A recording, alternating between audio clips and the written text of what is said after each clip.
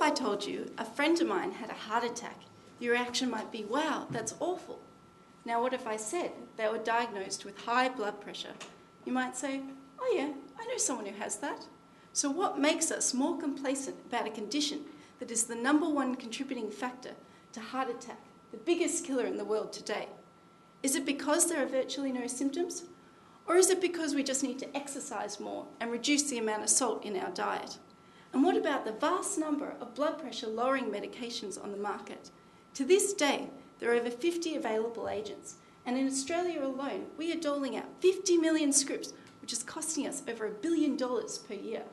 So despite having these treatments right at our fingertips, the harsh reality is that about 30% of us cannot lower our blood pressure, whether we're taking 1, 2, 3 or more of these pills. So I would have thought, a condition like this, don't we know what makes it so potent?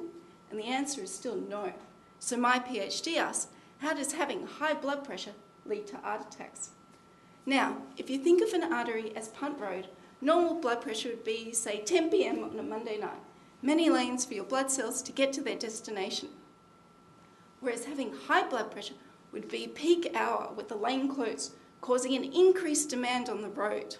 And studies have shown those with severe high blood pressure have structural damage to their roads and can cause a delay in your blood cells getting to the vital organs, such as the MCG. Now, in your blood, there are 3 main cell types: your red blood cells, white blood cells, and platelets. And when your white blood cell crashes onto Punt Road, this is the very first step to developing a heart attack. And we have shown that high blood pressure leads to more of these crashes on the road and can cause a greater reduction in the number of lanes.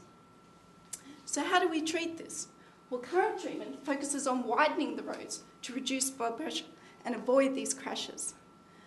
But wouldn't it be better if we could prevent these crashes in the first place? And how does pressure cause these crashes? Well, through my work, we have discovered that high blood pressure leads to inflammation, which makes your roads more sticky, like tar. And therefore those with difficult to treat high blood pressure could prevent these crashes with anti-inflammatory drugs. So ones that are simple, inexpensive, and widely available could be used to treat those with high blood pressure. So therefore, targeting inflammation is a paradigm shift, and therefore this could lead to clearing the roads and reducing risk of heart attack, and of course help our blood cells get to where they need to go. Thank you.